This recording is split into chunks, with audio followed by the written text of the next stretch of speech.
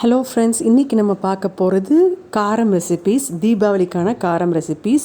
So 2 மாவு வச்சு நான் 2 ரெசிபீஸ் பண்ண போகிறேன். பேஸ் மாவு அதுதான். ஃபஸ்ட் நான் பண்ண போகிறது காராச்சேவு.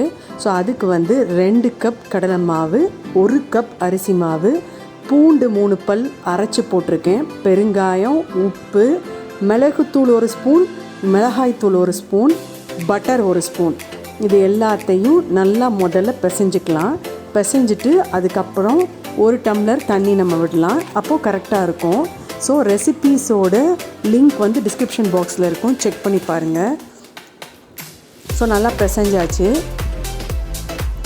இப்போது நான் முறுக்கு உள்ள அச்சில் தான் எடுக்க போகிறேன். எண்ணெய் நல்லா காஞ்சிருச்சு. ஸோ நம்ம ஸ்பூனால் தேய்க்கிறது கஷ்டம், அதனால் இது ரொம்ப ஈஸி.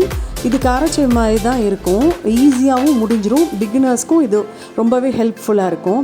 முறுக்கு அச்சு இருக்குல்ல, அதுதான் இடியாப்ப உலக்கில். ஸோ அதை வழக்கம் போல் நம்ம நல்லா இந்த மாதிரி பிழிஞ்சு விட்டுட்டு அங்கங்கே பிரேக் பண்ணி விட்டுக்கலாம்.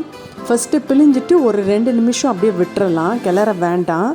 அதுக்கப்புறம் கொஞ்சம் பபிள்ஸ்லாம் அடங்கின உடனே 2 சைட் மாற்றி மாற்றி போட்டுக்கலாம். ஃப்ளேம் எப்பயுமே இந்த மாதிரி முறுக்கு காராச்சேவெல்லாம் பண்ணும்போது ஃபஸ்ட்டு நல்லா ஹையில் இருக்கணும். சூடு ஏறின உடனே நம்ம கொஞ்சம் மீடியமுக்கு கொண்டு வந்துக்கலாம். ஸோ மீடியம் ஃப்ளேமில் தான் இது வேகணும், அப்போ தான் கரெக்டாக இருக்கும். ஹையில் வச்சோன்னா தீஞ்சு போயிடும். ஒரு 2 to 3 மினிட்ஸ்க்கு மேலேயே இந்த மாதிரி திருப்பி திருப்பி போடணும், கொஞ்சம் கிறிஸ்பியாக வர்றதுக்காக.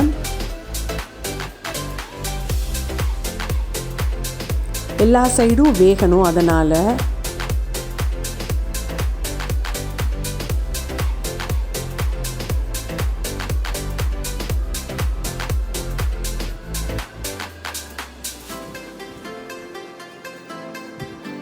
ஸோ இப்போ பாருங்கள், கலர் கரெக்டாக காராச்சேவுக்குரிய கலர் வந்துருச்சு. ஸோ இதை இப்போ ரிமூவ் பண்ணிடலாம். நம்ம ரிமூவ் பண்ணி நம்மளே கையில் கொஞ்சம் பிரேக் பண்ணி விட்டோன்னா நம்ம பர்ஃபெக்ட் காராச்சேவு மாதிரியே இருக்கும். ரொம்ப டேஸ்ட்டாக இருக்கும். கண்டிப்பாக இந்த ரெசிபி ட்ரை பண்ணுங்கள். ரொம்ப ஈஸியானது கூட. கடலை மாவு, அரிசி மாவு இதுதான் பேஸ். ஆக்சுவலாக இந்த கடலை மாவு, அரிசி மாவு வச்சே நம்ம நிறைய ரெசிபீஸ் பண்ணலாம். இன்றைக்கி நான் காமிக்கிறது காராச்சேவும் ரிப்பன் பக்கோடாவும். ஓமப்பொடி பண்ணலாம், காரா பூந்தி பண்ணலாம். ஸோ ஒரு பேஸ் ஃப்ளார் மட்டும் வச்சுட்டு நம்ம இவ்வளோ ரெசிபீஸ் பண்ணலாம் தீபாவளிக்கு. இதெல்லாமே பிகினர்ஸ் கூட ட்ரை பண்ணலாம். ரொம்ப ரிஸ்கியான ரெசிபி கிடையாது, கண்டிப்பாக சக்ஸஸாக தான் வரும்.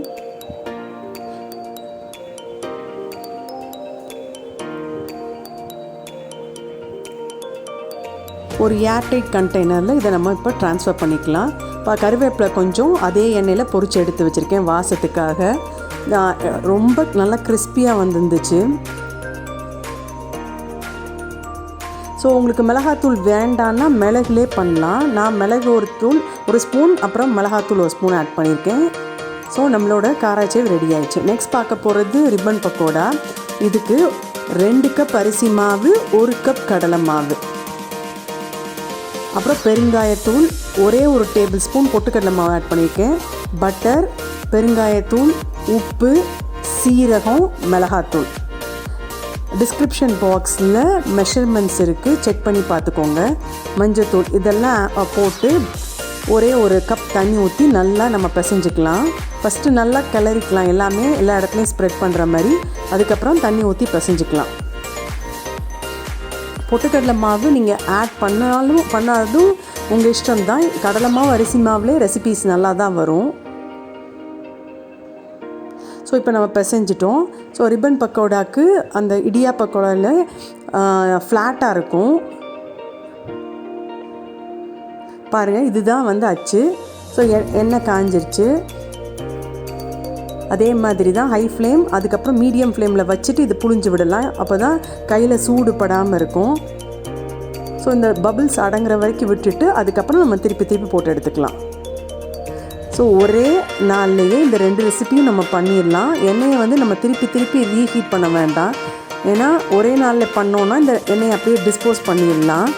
அதுவும் இந்த 2 ரெசிபீஸ் ரொம்ப ஈஸி. இந்த 2 பேஸ் ஃப்ளார் வச்சுட்டு நம்ம முடிச்சிடலாம் ஈஸியாக.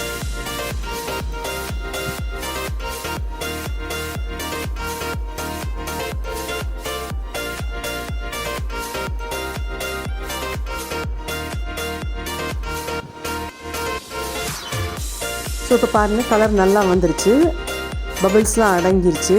இப்போ நம்ம ரிமூவ் பண்ணிடலாம்.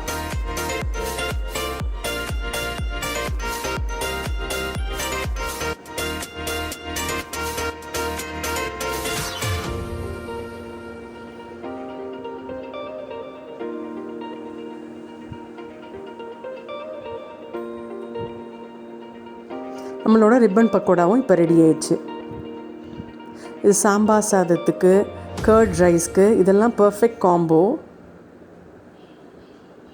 இதுலேயும் நான் கருவேப்பிலை தாளித்து விட்டுருக்கேன். ஸோ நீங்களும் இந்த 2 ரெசிபீஸ் ட்ரை பண்ணுங்கள். ட்ரை பண்ணிவிட்டு கமெண்ட் பாக்ஸில் கமெண்ட் பண்ணுங்கள். அனுவலம் சமையல் சேனல் சப்ஸ்கிரைப் பண்ணுங்கள். தேங்க்யூ.